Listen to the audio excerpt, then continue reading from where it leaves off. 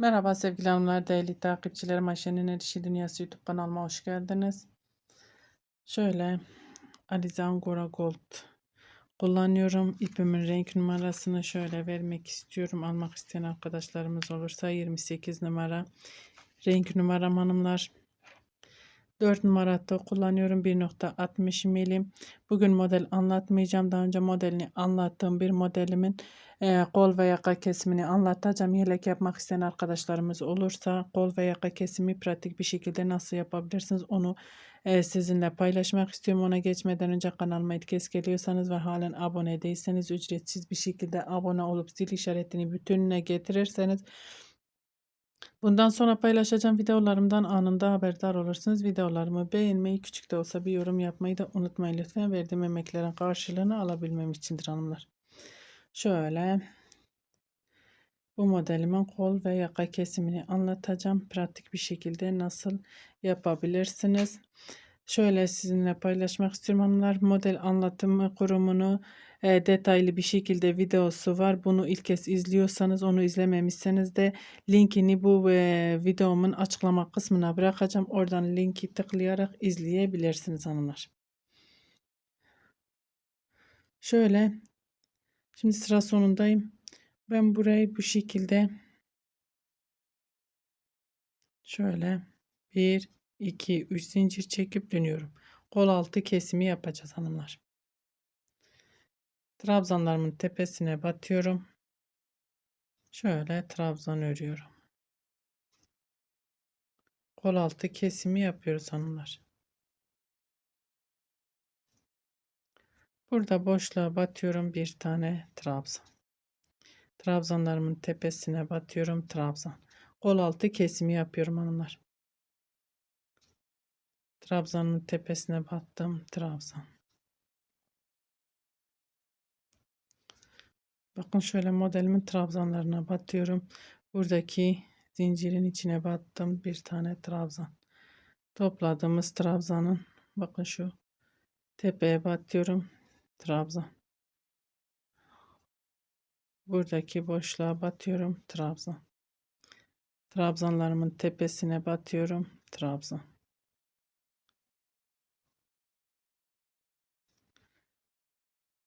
Parçam küçük bir parça olduğu için şöyle küçük bir şekilde anlatacağım size nasıl yaptığımı hanımlar.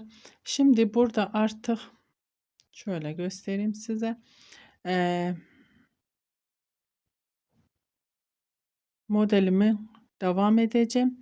Burada burası bizim kol altı oyuntumuz oldu. Burada gelince dönünce 5 tane trabzanımızı bu şekilde devam edeceğiz. Ben şimdi modelimi devam ettirmek istiyorum.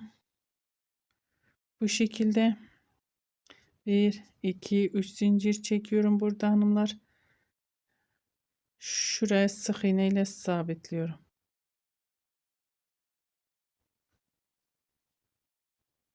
Bir iki zincir ipimi doladım, boşluğa batıyorum. Şöyle bir iki trabzan. Ben şimdi modelimi örmeye devam edeceğim. Bu şekilde bakın hanımlar. Modelimi örmeye devam edeceğim. Yaka kısmına gelince beraber yaka kesimine başlayacağız. Dediğim gibi detaylı model kurulumu kanalımda mevcut. Linkini de açıklama kısmına bırakacağım. Oradan tıklayarak izleyebilirsiniz hanımlar. Şimdi örmeye devam ediyorum. Evet hanımlar, yaka kısmına geldim. 2 zincirimi çektim, ipimi doluyorum burada yaptığımız işlemi şimdi burada yapacağız ama tam olarak değil, çünkü yaka kesimine başlıyorum. 2 tane trabzanımı yaptım, bir zincir çekiyorum, ipimi doladım, aynı yere battım, bir tane trabzan. 2 tane değil. Zincirin bir, trabzanın bir hanımlar. Eksiltmeye başladım. Burada da bir zincir çekmemiz gerekirken zincir çekmeyeceğim. 2 zincir çekmemiz gerekirken zincir çekmiyorum. İpimi doluyorum. Kenar trabzanlarımı örüyorum.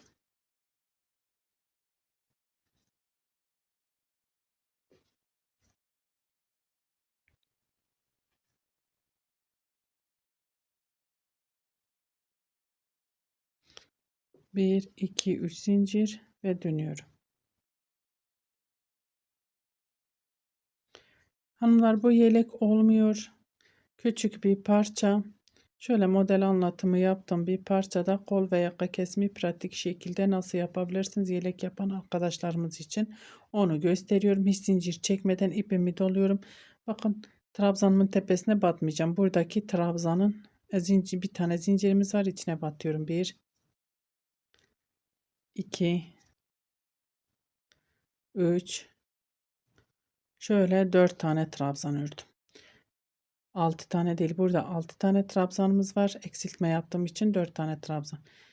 İpimi, ilmeğimi bıraktım. Bakın, dördüncü trabzanımın tepesine battım. İlmeğimi aldım, çektim. İpimi doluyorum. Buradaki trabzanlarımı örüyorum.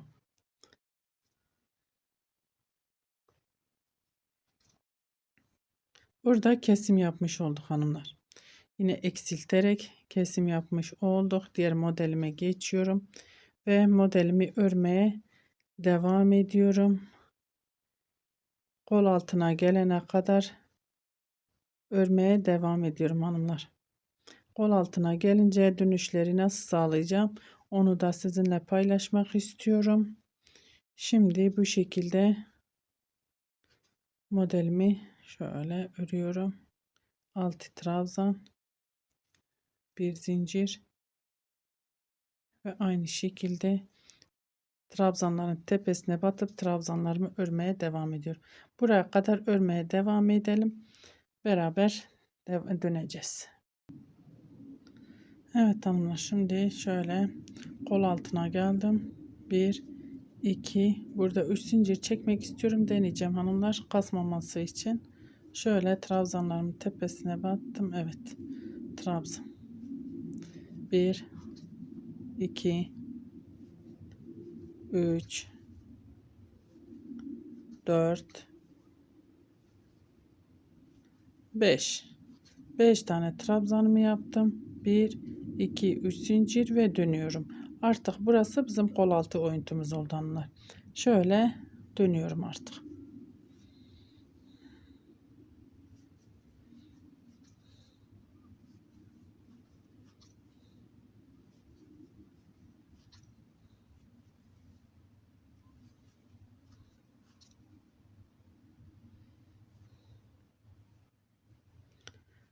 Bir zincir çekiyorum, ipimi doluyorum, buraya batıyorum. 1 2 tane trabzan yaptım, yarım model yapıyorum. 1 2 zincir, şöyle modelimizin şu bölümüne sık iğne ile sabitliyorum. 1 2 zincir, ipimi doluyorum, ara boşluğa trabzan, 1 2 zincir, 2 trabzan. Şimdi yine yakaya kadar örmeye devam ediyorum. Yaka kesimine beraber devam edeceğiz hanımlar. Evet hanımlar, şöyle arka yüzündeyiz. Yaka kısmına geldim, ipimi doladım, 2 zincirimi çektim. 1 2 trabzan, 1 2 zincir, ipimi doladım, aynı yere batıyorum. 1 2 trabzan. Burada hanımlar şöyle ipimi doluyorum, hiç zincir çekmeden, yaka kesimindeyiz ya. Şöyle bakın, modelimle trabzanlarımın, yaka trabzanlarımı şöyle ayıralım. İlk trabzanın tepesine batıyorum, şöyle trabzan.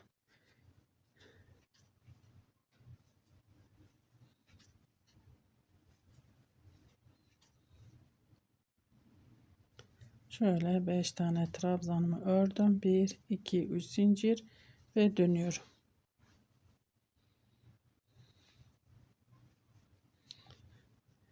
Dibindekine değil, bir sonrakine batıyorum.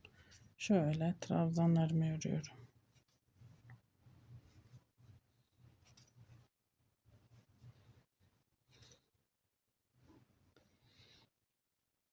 Bir zincir çektim, ipimi doladım. Pardon, burada zincir çekmiyorum hanımlar. İpimi doluyorum. Şuradaki trabzanlara batmıyorum. Zincirin içine giriyorum direktmen. Kesim yapıyoruz ya hanımlar. Şimdi şu modeli yapacağız.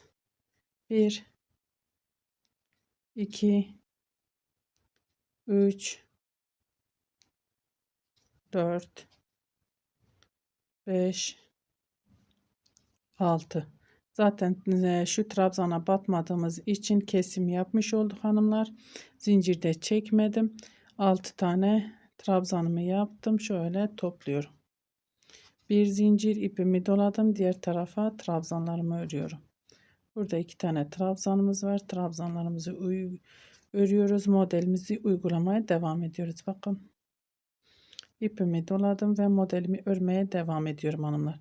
Şimdi şöyle söyleyeyim, burada artık herhangi bir işlemimiz yok. Burası zaten yarım model. Yine buraya gelince sizinle devam edelim beraber. Evet hanımlar, sıra sonuna geldim. Burada yarım modelim var. Şöyle trabzanıma batıyorum. İki tane trabzanımız var. 2 tane trabzan, bir zincir ipimi doluyorum ve kenar trabzanlarımı örüyorum. Dediğim gibi ben burada model anlatımı yapmıyorum. Kol ve yaka kesimini yapıyorum hanımlar. Model anlatımı detaylı bir şekilde kanalımda mevcut. Linkini de açıklama kısmına bırakacağım. Oradan tıklayarak izleyebilirsiniz hanımlar. Kolda herhangi bir işlemimiz yok. Ve geri dönüyoruz. Şimdi yakaya kadar örmeye devam edelim. Yakada yine kesime devam edeceğiz beraber. Evet hanımlar, şöyle yine 1, 2, 3 modelimiz var. Modellerimizin yerleri değiştiği için bir yarım bir tam model yapıyorum. Şu kenarda da aynı şekilde vardı. Şimdi artık kesim yaptığımız için onu yapmıyoruz. Şöyle göstereyim. Ön yüzünü de göstereyim, daha iyi anlayacaksınız hanımlar. Şimdi yaka kesimine geldim. Burada modelimiz kaydığı için, iç tarafa gittiği için hiç zincir çekmeden ipimi doluyorum. Modelimi atlıyorum ve yaka trabzanlarımı örüyorum. Bu modelimizi de bitirmiş oluyoruz hanımlar.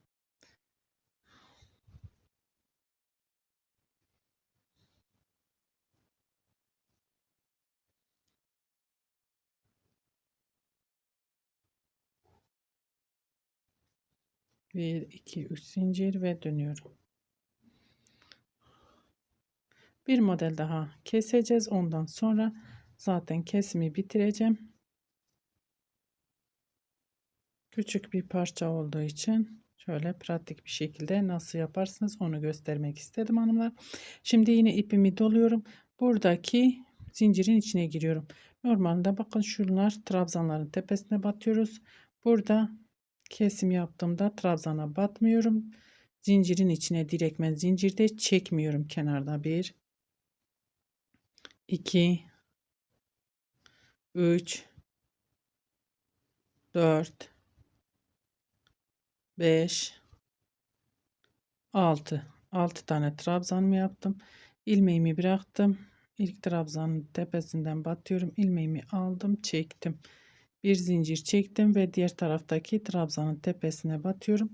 Burada trabzanlarımı örmeye devam ediyorum hanımlar.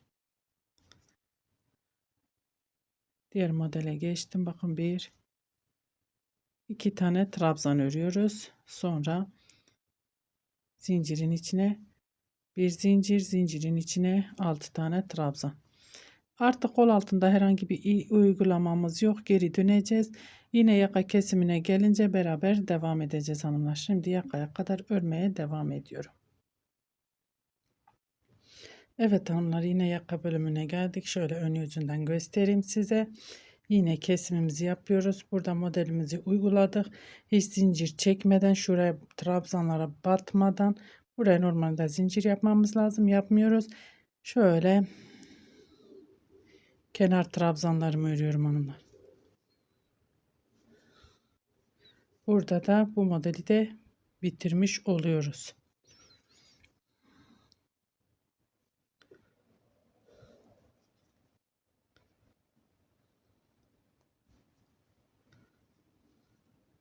Bir, iki, üç zincir ve dönüyorum. Dibindekine değil, bir sonrakine battım. Şöyle trabzanlarımı örüyorum.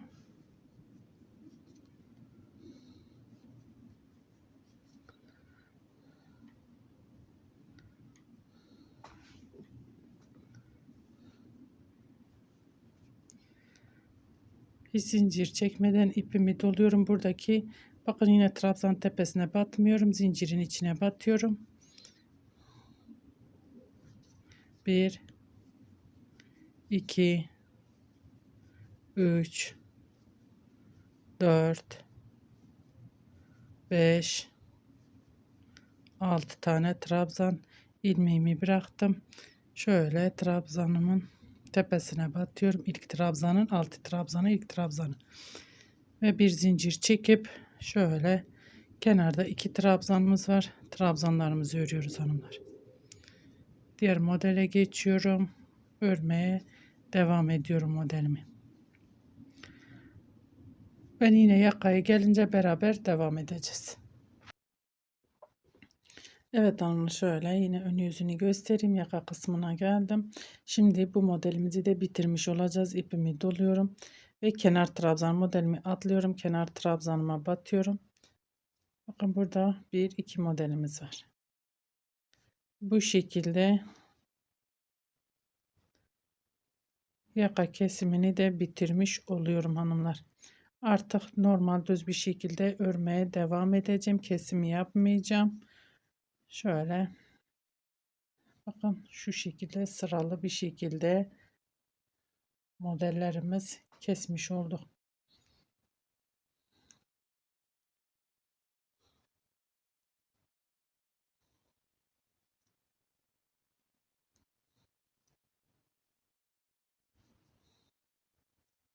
Bir zincir çekiyorum, ipimi doluyorum. Buradaki 2 trabzanımız var. Trabzanın tepesine batıyorum. Artık kesim yapmıyorum. Düz normal bir şekilde modelimi örüyorum hanım.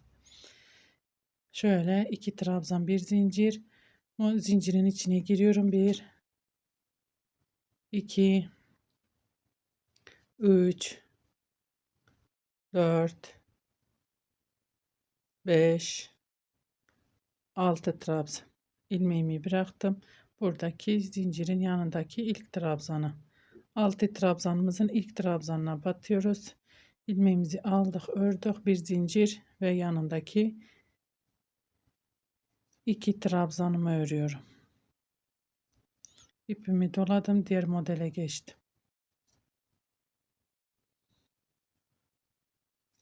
Bir zincir, ipimi doladım, zincirin içine giriyorum. 1 2 3 4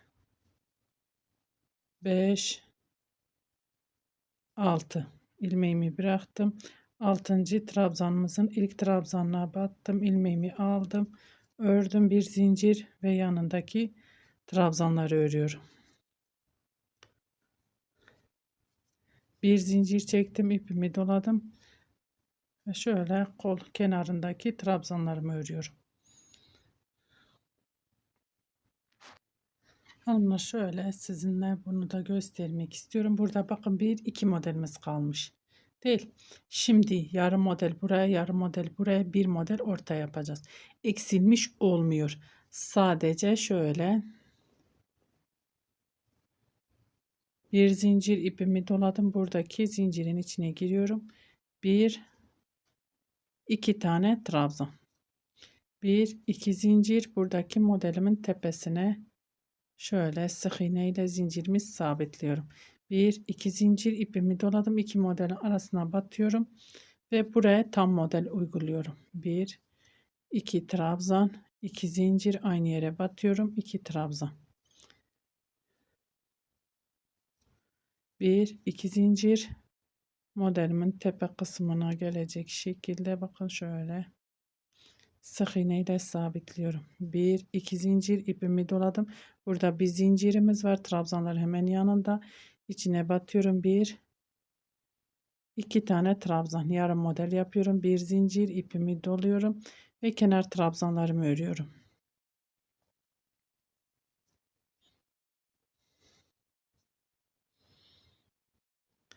Evet hanımlar, şöyle geldim. Yine bir zincir, ipimi doluyorum. Burada 2 tane trabzanımız var. Trabzanın tepesine batıyorum. 2 tane trabzan. Bir zincir çekmeden ortadaki tam modelimi tam örüyorum.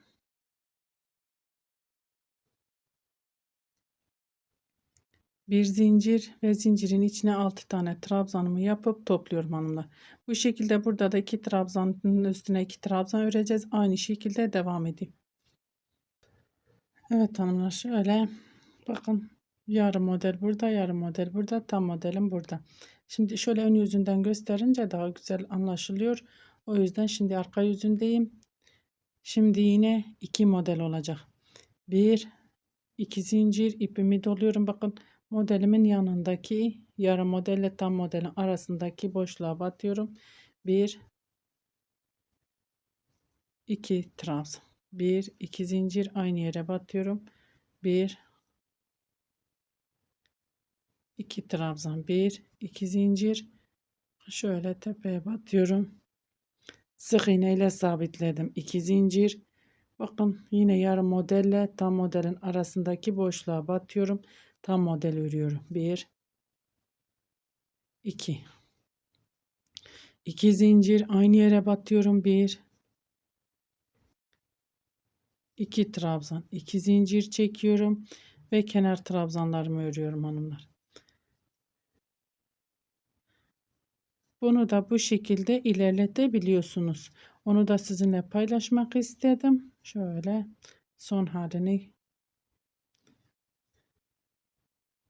şöyle göstermek istiyorum hanımlar. Gerçekten bakın, yaka kesmemiz de çok güzel oldu. Kameramı düzeltip geliyorum. Evet hanımlar, şöyle yakanın düzgünlüğüne, kol altı aynı şekilde bakın.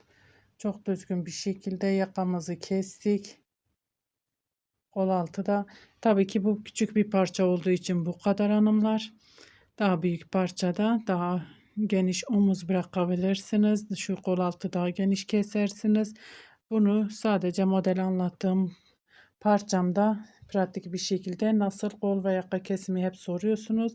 Ben de elimden geldikçe sizinle paylaşmak istiyorum hanımlar. Bu şekilde bakın, şöyle göstereyim size.